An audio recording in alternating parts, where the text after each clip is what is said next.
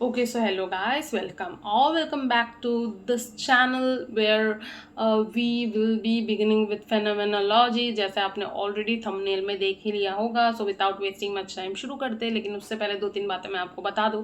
Theory मैंने बहुत सारी थ्योरी कवर कर दी है, सारी की सारी यूजीसी नेट के प्रीवियस ईयर क्वेश्चंस के बेसिस पे बनाई गई है सारी पीपीटीज। ये जो भी आप देखते हो यहाँ पे वीडियोस में क्रिटिसिज्म पढ़ाई है सारी की सारी, again based on the UGC net previous year questions जो मुझे निकालने में 2 साल लगे थे।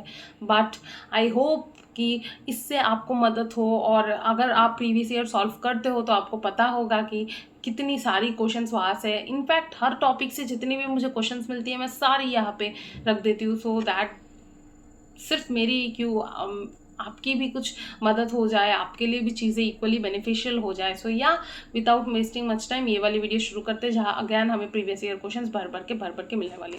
So this is not an area जहाँ पे यूजीसी नेट में बहुत सारे क्वेश्चंस पूछे गए, बट डेफिनेटली फेनोमेनोलॉजी जिक्र तो किया गया है। सो जिक्र है तो हमें तो पढ़ना ही है।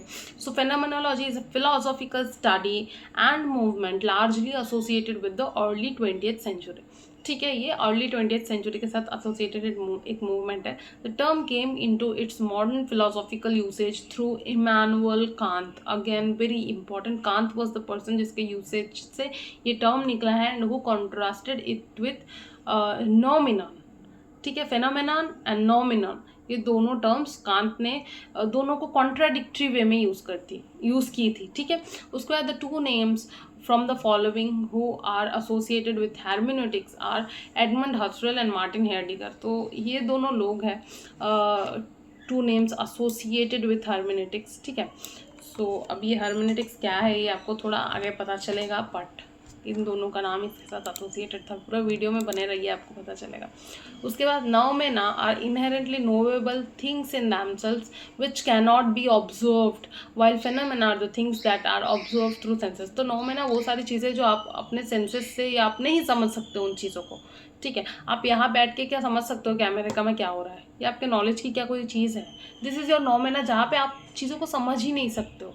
ठीक है, या फिर कोई ऐसी चीज़ है जो अपने आप में ही है, आप उसको डिकोड नहीं कर सकते, आप उसको नहीं समझ सकते, which can not be observed. While phenomena एक ऐसी चीज़ है जो ऑब्जर्व कर सकते हो आप थ्रू अपने सेंसेस। ठीक है, ये दोनों डिफरेंस हो जाती है नोमेना एंड फेनामेना में। Noumena is something which you cannot observe, which you cannot decode, which you cannot understand, that is very much thing in itself thing. और phenomena is something again that you can understand it with your senses। ठीक है, उसके बाद क्या है phenomenology।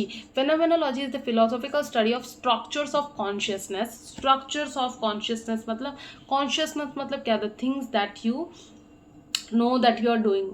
आपका your senses are awake basically। ठीक है, so phenomenology is the philosophical study of structures of consciousness focusing on how things appear in our first person lived experience। मतलब एज एन इंडिविजुअल मेरी जो एक्सपीरियंसेस हुई है उससे जो मेरा कॉन्शियसनेस डेवलप हुआ है उससे मैं अपनी चार वो तरफ की दुनिया कैसे समझूंगी। ठीक है, सो एज एन इंडिविजुअल मेरा जो एक्सपीरियंसेस रही है मेरे अपने लाइफ की, उससे मेरी जो कॉन्शियसनेस डेवलप हुई है उससे मैं अपने चारों तरफ की चीज़ें कैसे समझ रही हूँ, दैट इज़ फेनोमेनोलॉजी। ठीक है, so founded by Edmund Husserl, it investigates the meaning of experiences such as perception, emotion, imagination without making assumptions about the external world. So इसमें क्या क्या होती है, परसेप्शन होता है, इमोशन होता है, इमेजिनेशन होता है, without making assumption about the external world. So आप यहाँ पे कुछ अज्यूम नहीं कर रहे हो, you are not assuming anything over here. Everything that you know, that you understand as per your consciousness and experiences, उस बेसिस पे आप चीज़ों को समझ रहे हो। ठीक है, अब यहाँ पे आप फीचर्स देखो इसके क्या है। It is a form of methodological idealism which seeks to explore human consciousness. तो ये एक एरिया ऑफ स्टडी है जिससे आप ह्यूमन कॉन्शियसनेस समझ रहे हो। ठीक है, उसके बाद क्या, it is the study to interpret, describe and understand the behaviour that the individuals make of their experience. तो ये स्टडी किस चीज़ का है, हम कैसे इंटरप्रेट कर रहे हैं चीज़ों को, कैसे डिस्क्राइब कर रहे हैं, कैसे अंडरस्टैंड कर रहे हैं। ये सारा हमारे इंडिविजुअल एक्सपीरियंस पे डिपेंड करता है, जो मैंने आपको अभी बताया।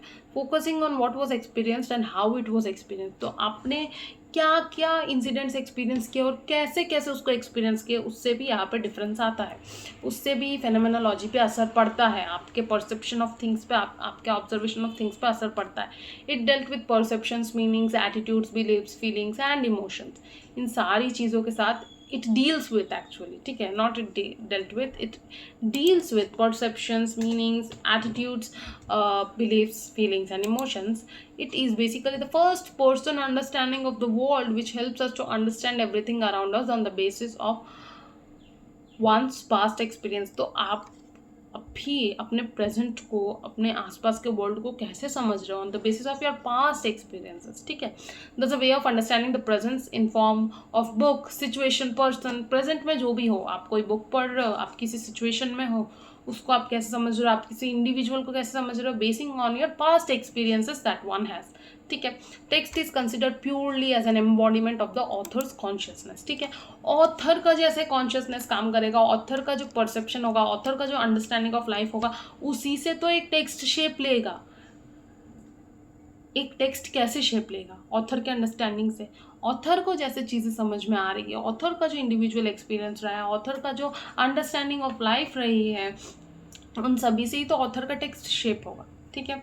उसके बाद Edmund Husserl, important name associated with phenomenology, ठीक है। उसके बाद उनकी जो वर्क्स है आप रोक के पढ़ सकते हो यहाँ पे जो है।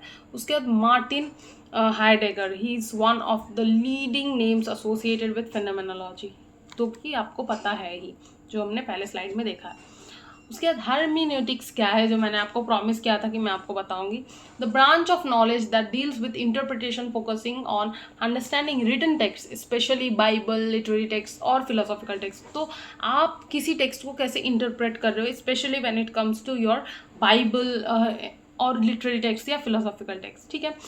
इन सब टेक्स्ट को आप कैसे समझ रहे हो, ये कहा था आपके किसी फ्रेडरिच समथिंग, को जर्मन नेम है एक, उन्होंने कहा था। और हाइडेगर इस टर्म को वहाँ से बोरो करते हैं या उठाते हैं, उसके बाद वो फर्दर ऐड करते हैं कि ये सिर्फ अंडरस्टैंडिंग नहीं है, ये अंडरस्टैंडिंग ह्यूमन एग्जिस्टेंस और अपने एक्सपीरियंसेस से शेप होता है, ठीक है। तो यहाँ से वो क्या करते हैं, हर्मेनेटिक्स को फेनोमेनोलॉजी के साथ जोड़ देते हैं, क्योंकि द पर्सन जिसने हर्मेनेटिक्स की बात की थी, वो talking about the interpretation of text, लेकिन हाइडेगर ने बोला कि सिर्फ इंटरप्रिटेशन से कुछ नहीं होता है, हमारा जो इंडिविजुअल एक्सपीरियंस है वो बहुत बड़ा रोल प्ले करता है in order to understand the text, in order to interpret the text. So existence से इंटरप्रिटेशन शेप होता है, इसीलिए you cannot talk about only hermeneutics, you have to also talk about the human existence, ठीक है। उसके बाद आता है आपका डायसेन। अब ये डायसेन क्या है, ये है about the human being and his place in the world. Dasein is essential in the world because it continuously interprets and engages with other entities and the contexts in which we live.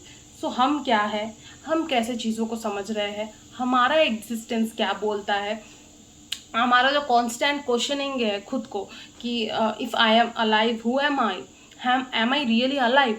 तो ये सारी चीज़ें जो आती है, जो human existence, human existence पे जो क्वेश्चन उठता है, ह्यूमन बीइंग जब अपने आप को क्वेश्चन करता है, अपने आप को समझने की कोशिश करता है, ये सारी चीज़ें डायसिन में आती है, राइट। अब ये सारी वर्क्स है आपकी, जो अगेन आपको यहाँ पे दिख जाएंगी, जो हाइडेगर की वर्क्स है। So yeah, this was all that I wanted to teach you about phenomenology. Previous year questions इसमें सारी की सारी है, be rest assured about that, ठीक है।